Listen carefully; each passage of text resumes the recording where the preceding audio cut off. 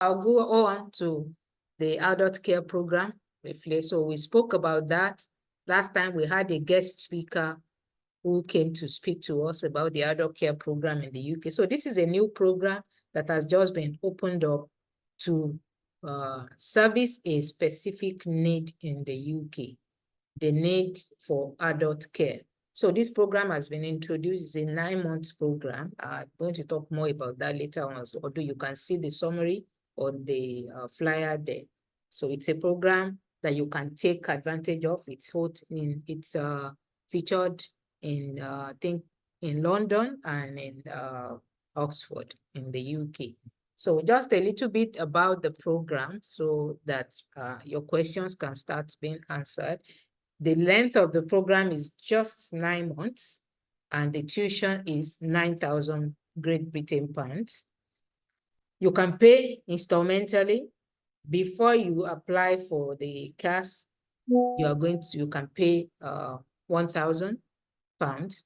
After your CAS is approved, you will need to pay 3,000 pounds. And then that means the remaining balance of 5,000 you can pay after you arrive in the UK.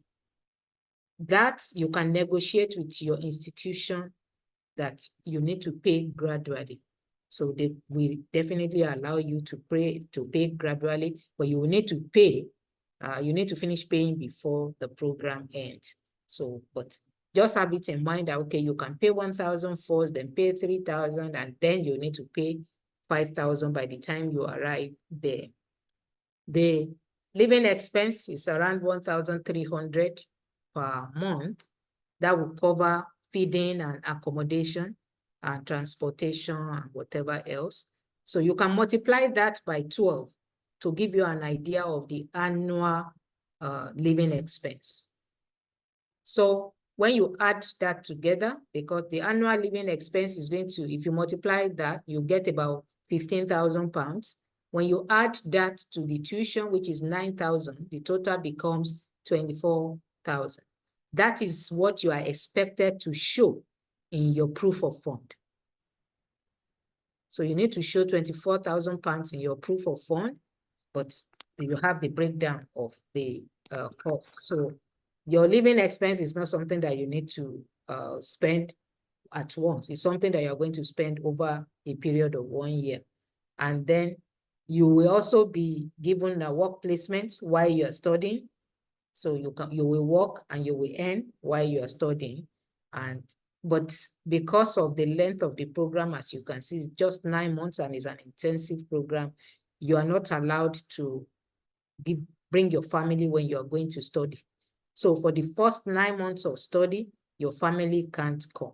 You don't have a family visa for the 9 months of study. But after study, you will get a job and you will be given a 5-year post-graduation work permit, so to say, or work visa. And with that, your family, you can apply for family visa. Your family is covered in the 5-year visa. After that, you know your way around. You know what you want to do next after the 5-year.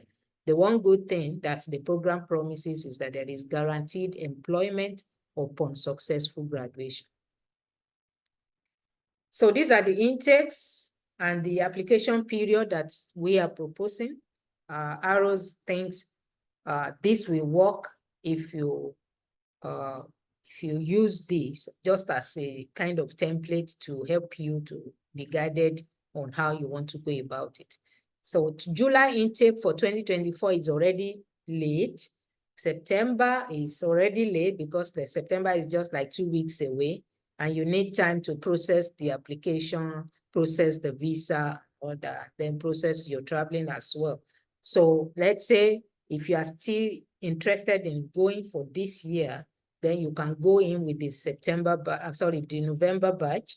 The November batch is still accepting application now. So you can still apply now. And then there is a January batch, which is also applying now. You know, the earlier you apply, the better, because after you get the offer, you can always make a deferment while you put yourself together. It's better than not having the offer, because if you don't have the offer, then you're going to have a problem with maybe with speed and with time later on when you are ready. So if you wait until when you are ready before you make the application, you may not have enough time to meet up with the resumption time. So these are just, just an idea of what you can work with. So if you are aiming for November or January or even March 2025, you can start your application now. Because sometimes, you know, your application may not take more than maybe 2, 3, 4 weeks, but then there are situations where they will look at your documentation and then there is a problem and they ask you, okay, go and get this document, go and get this other document. This document is not clear. We need another proof for this. While you are busy doing all of that, you may miss you may need much more time than you planned for originally. So it's always better to start as early as you can. So these are the requirements and the process. What is required is, basically anyone after school cert is qualified to apply. So the minimum qualification is grade 12 certificate. And if you have a diploma, you also qualify. You have a bachelor's, you are qualified. You have more than that and you're interested in the program, you are also qualified. For English test, you are expected to provide a UKVI IELTS of 5.5, where you have a minimum of 5.5 in each of the components. And for this particular one, that's why I have, if applicable, in parentheses there, because for many people, especially those from the parts of Africa where you studied in English, like Nigeria, you are not expected to come with English test.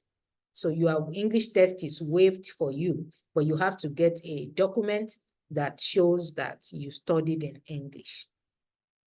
Then after you have all that, then the application is made.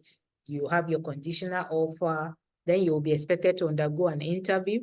After the interview, so the conditional offer is not the final offer. It's just an offer to say, yes, you are qualified to even attend the program interview. So after the program interview, you will receive your final letter of admission. That's the one we call the CAS.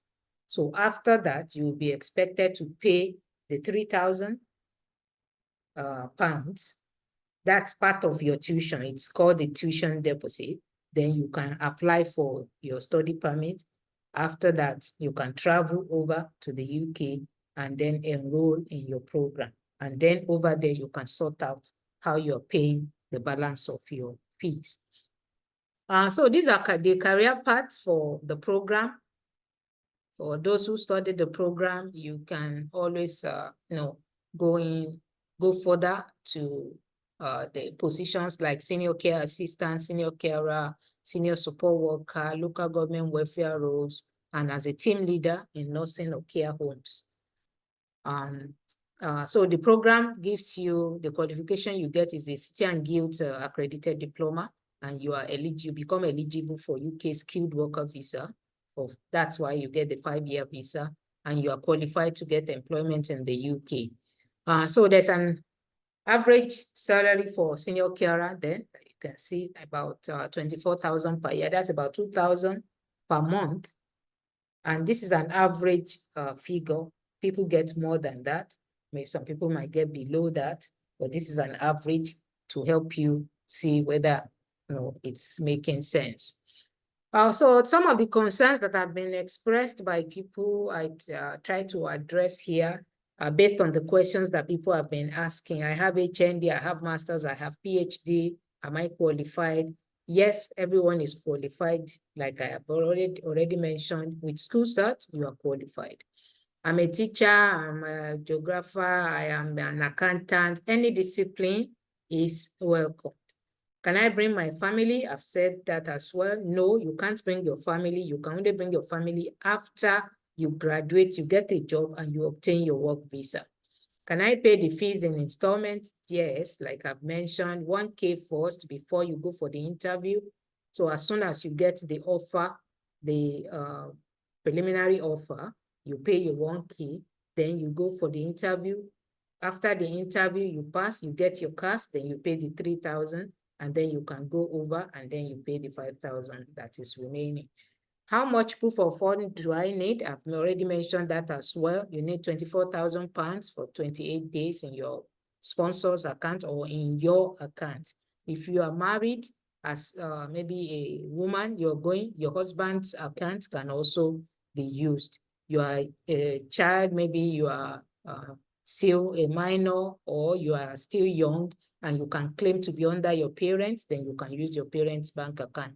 But if you are an adult, you either have this in your name or in the name of your spouse. Who can be my sponsor? Of course, you can be your own sponsor. Your close relation can be your sponsor, but you have to show that you have a tie to that person. Do I need to return home after study? Not necessarily. You don't have to if you get a job immediately and you're able to process your work visa in time.